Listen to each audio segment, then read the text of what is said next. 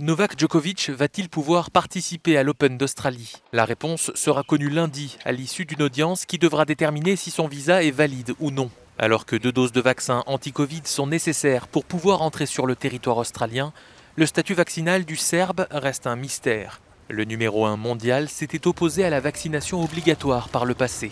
Depuis son arrivée mercredi en Australie, le tennisman est retenu par les autorités et menacé d'expulsion. Il affirme pourtant avoir obtenu une dérogation médicale. Il est soumis à la même règle que n'importe qui d'autre. Je tiens également à souligner qu'en fin de compte, c'est la responsabilité du voyageur. C'est à lui qu'il incombe d'affirmer et de soutenir sa capacité à entrer dans le pays conformément à nos lois.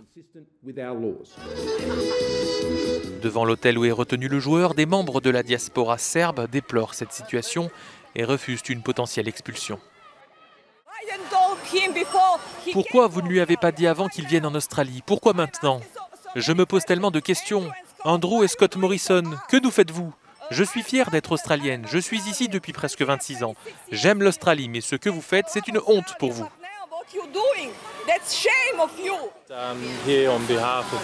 Je suis ici au nom de tous ceux qui se battent pour la liberté, qu'il s'agisse de réfugiés, de Novak ou du public en général, bien au-delà de tous ces mandats.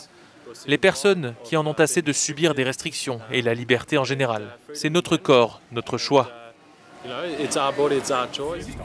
L'Espagnol Rafael Nadal a réagi en affirmant que Novak Djokovic connaissait les conditions lorsqu'il a pris sa décision de venir en Australie. Les 2 joueurs affichent chacun 20 tournois du Grand Chelem à leur palmarès. Cet Open est donc un tournoi décisif.